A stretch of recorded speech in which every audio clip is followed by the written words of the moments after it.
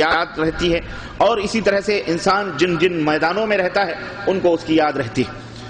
لیکن بحیثیت مسلمان، ایک مسلمان ہونے کی حیثیت سے ہمیں یہ سوچنا چاہیے، کیا ہمیں اس سچائی کی بھی یاد آتی ہے، کیا ہمیں اس صداقت کی بھی کبھی یاد آتی ہے جس سچائی کو ہم اچھی طرح سے جانتے اور ہم اچھی طرح سے روزانہ دیکھتے، سنتے، محسوس کرتے ہیں، اور جو سچائیاں ہماری زندگی میں بے شمار مقامات اور بے شمار موقعوں پر ہمارے سامنے آتی ہیں۔ اور وہ سچائی کیا ہے؟ وہ سچائی موت ہے۔ موت ایک ایسی صداقت ہے، ایک ایسی سچائی ہے جس میں دنیا کا کوئی بھی عقل مند آدمی اختلاف نہیں کر سکتا۔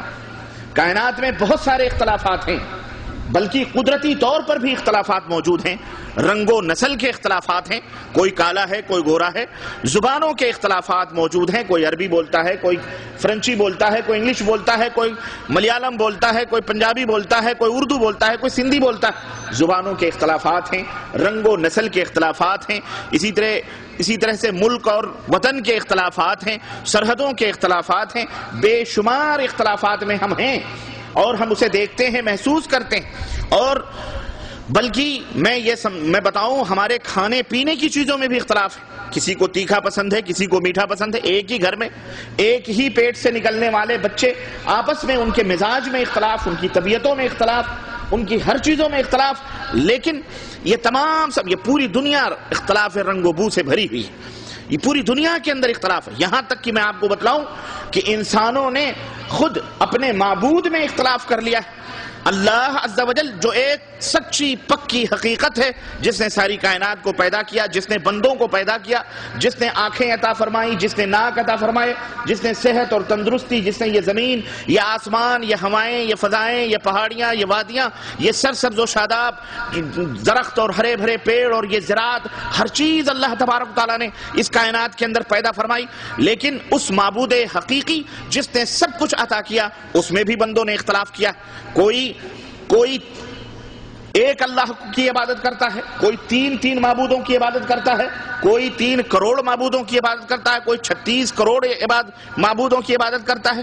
غرض اللہ کے بارے میں بھی لوگوں کو اختلاف ہے، اللہ کے بارے میں بھی لوگوں کو اختلاف ہے، جو ایک زندہ سچی حقیقت ہے اس کے بارے میں بھی لوگوں نے اختلاف کیا۔ لیکن اس کائنات میں ایک شے ہے جس میں کسی کو کوئی اختلاف نہیں، نہ کسی ہندوستانی کو، نہ کسی پاکستانی کو، نہ کسی امریکی کو، نہ کسی سعودی کو، نہ کسی امریکی کو، نہ کسی مسیحی کو، کسی یہودی کو، کسی مسلمان کو، کسی ہندو کو، کسی بدھسٹ کو، کسی جین کو، کسی کو کوئی اختلاف نہیں ہے، کسی گورے کو، کسی کالے کو، کسی بھی زبان بولنے والے کو۔ ایک ایسی حقیقت ہے جس میں کسی کو کوئی اختلاف نہیں ہے، بلکہ سارے لوگ اس کے اندر متفق ہیں، اور وہ حقیقت، اور ہم اس حقیقت کو ہم اچھی طرح سے جانتے ہیں، اور وہ سچائی موت ہے۔ موت ہے جس میں کسی کو کوئی اختلاف نہیں۔ لیکن عجیب و غریب معاملہ یہ ہے، اور عجیب و غریب بات یہ ہے کہ اس موت کے بارے میں ساری دنیا کے رنگ و نسل وطن کے مختلف ہونے کے باوجود بھی لوگ متفق۔ اس دنیا کے اندر سب لوگ اس موت کے اوپر متفق ہیں، مسلمان، یہودی، نصرانی، ہندو، غیر سارے۔ لیکن اس کے باوجود بھی ہم یہ دیکھتے ہیں کہ اس سچائی سے اسی قدر لوگ غافل ہیں اور اسی طرح دور ہیں، اور ایسا لگتا ہے جیسے کہ انہیں اس موت کی سچائی پر یقین ہونے کے باوجود بھی اور دیکھنے کے باوجود بھی اعتبار ہی نہیں آتا۔ ایسا لگتا ہے جیسے وہ بھولے ہوئے ہیں۔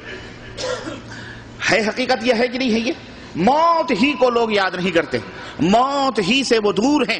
موت جو ایک حقیقت ہے، اعلیٰ سچائی ہے، اسی کو اپنے ذہنوں سے انہوں نے ہٹایا ہوا ہے۔ میرے عزیزو، یہ موت ایک اٹل حقیقت ہے جس کا کوئی ٹائم ٹیبل نہیں، جس کا کوئی وقت نہیں۔ جب اللہ تبارک تعالیٰ کا حکم آنا ہے، کبھی بھی کسی بھی حالت میں رہو گے، اسی حالت میں وہ موت آ جائے گی، چاہے بسترے پہ ہو، چاہے تخت پر ہو، چاہے آسمانوں میں اڑ رہے ہو، چاہے دریاؤں میں سفر کر رہے ہو، چاہے بیمار ہو، چاہے صحت مند ہو، تندرست ہو، چاہے بڑے ہو، بوڑھے ہو، چاہے چھوٹے ہو، چاہے بچے ہو، ایون چاہے پیٹ ہی کے اندر کیوں نہ ہو، اللہ تبارک تعالیٰ کا حکم آئے گا تو پیٹ ہی کے اندر تمہاری موت ہو جائے گی.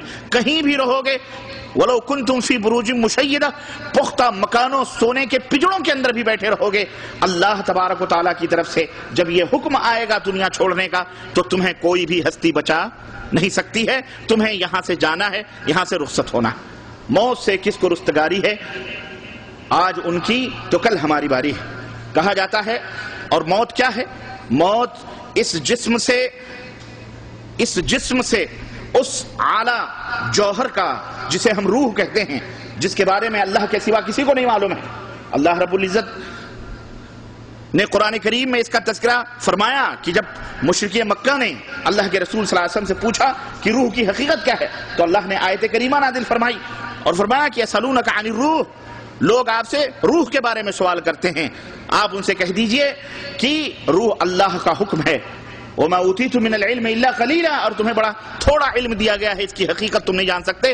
یہ اللہ تبارک تعالیٰ کا یہ حکم ہے، اللہ تبارک تعالیٰ ہی اس حقیقت سے واقف. تو جسم سے اس روح کا منتقل ہونا، اس جوہر کا نکل جانا ہی یہی موت کہلاتا ہے. ایک مقام سے یہ روح منتقل ہو کر کے دوسرے مقام میں چلی جاتی ہے، اسی کا نام موت ہے. اور ہم اس وقت تقریباً یوں سمجھیے کہ یہ موت کا دوسرا مرحلہ ہے، جس دوسرے مرحلے میں ہم زندگی گزار رہے ہیں. یہ موت دو مرحلوں سے اور یہ روح دو مرحلوں میں اور گزرنے والی ہے. ایک مرحلہ موت کا وہ ہے، اس روح کا ایک مرحلہ تو وہ ہے کہ جب ہم اس دنیا میں عدم سے وجود ہی میں نہیں آئے ہوئے تھے، یہ روح اس کو جسم کا پیکر نہیں ملا تھا، یہ روح تھی، یہ روح موجود تھی لیکن اس روح کو جسم نہیں ملا تھا. ایک مرحلہ وہ تھا. پھر اس روح کو جسم کا پیکر ملا، ہم پیدا ہوئے. یہ دوسرا مرحلہ ہے. ایک مرحلے میں اس روح کو جسم کا پیکر نہیں ملا تھا، یہ دوسرا مرحلہ ہے جس میں اس روح کو یہ جسم کا مٹی کا یہ پیکر اللہ تبارک تعالیٰ نے بخشا ہے. تیسرا مرحلہ آئے گا جب پھر یہ روح اس مٹی کے پیکر سے اس مرحلے سے جدا ہو جائے گی اور پھر اس روح سے اس کا یہ جسمانی پیکر چھین لیا جائے گا. پھر چوتھا مرحلہ آئے گا جس کو ہم بعث بعد الموت کہتے ہیں. مرنے کے بعد پھر اللہ تبارک تعالیٰ اس تنہا روح کو پھر جسمانی پیکر عطا فرمائے گا، پھر جسمانی پیکر میں ڈالے گا. تو اس طرح سے یہ روح کے 4 مرحلے ہیں. المہم یہ روح ایک جگہ سے دوسری جگہ منتقل ہو جاتی ہے، اسی کو موت کہا جاتا ہے. یہی موت ہے. اور یہ موت جب آتی ہے تو یوں سمجھ لیں کہ کسی کا جسم برباد نہیں کرتی، جسم جیسے بھی ہوتا ہے اسی حالت میں ہوتا ہے. کہتے ہیں کہ کوئی اعرابی اپنے اونٹ کے اوپر بیٹھ کر کے کہیں سفر کر رہا تھا، ترو تازہ توانا تندرست اس کا اونٹ تھا.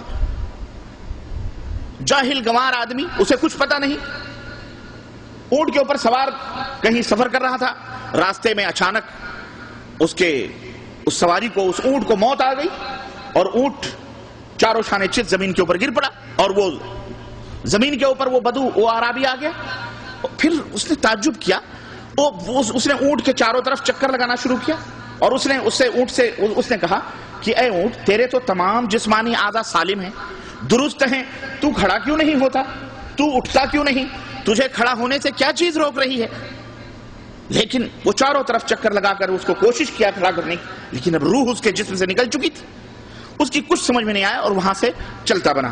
تو یہ موت ہے جو انسانیت کو تباہ و برباد کر دیتی ہے، شہروں کو ویران کر دیتی ہے، بستیوں کو برباد کر دیتی ہے، بچوں کو یتیم کر دیتی ہے، عورتوں کو بیوہ بنا دیتی ہے، بڑے بڑے لوگوں کو ذلیل کر دیتی ہے.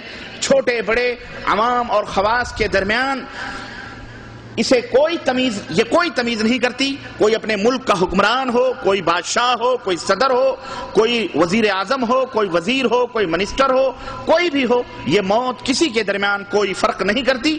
نہ اونچے طبقے کے لوگوں سے اسے دوستی ہے اور نہ ہی نچلے طبقے کے لوگوں سے اسے کوئی دشمنی ہے، بلکہ موت کی تلوار جب چلتی ہے تو تمام لوگوں کے اوپر یکساں اور برابر چلتی ہے. اور اس کا نشانہ کبھی دل سے خطا نہیں ہوتا بلکہ اس کا نشانہ بڑا صحیح ہوتا ہے. جس کی جانکاری ہم کو بھی ہے، سب کو ہے، اس کے باوجود بھی ہمارا حال ایسا ہے میرے عزیزو کہ ہم اس سے ایسے غافل ہیں کہ جیسے موت سے بالکل نہ آشنا۔ آج ہمیں اس مجلس میں اسی موت کو یاد کرنا ہے، مرد ہوں، عورتیں ہوں، بچے ہوں، بوڑھے ہوں، جوان ہوں، سب کو اس کی فکر کرنی ہے۔ اس موت کی یاد سے کیا فائدے ہیں اور اس کی کیا منفعتیں ہیں، انشاءاللہ تبارک تعالیٰ وہ آپ کو سمجھ میں آئیں گی جب آپ اس موضوع کو مکمل طور پر سماعت کریں گے انشاءاللہ۔ میرے عزیزو، یہی وہ موت ہے جس نے نہ جانے کتنے زندہ دلوں کو مردہ کر دیا اور کتنے خوشحال لوگوں کو پریشان کر دیا۔ اس لیے کہ موت کے بارے میں اس لیے موت کے بارے میں وجہ یہ ہے کہ موت کے بارے میں کسی کو بھی پہلے سے ذرہ برابر بھی کوئی جانکاری نہیں ہوتی کہ اسے موت آنے والی، کسی کو پتہ نہیں کہ اسے موت کب آنے والی۔ اگر لوگوں کو یہ معلوم ہو جائے کہ مجھے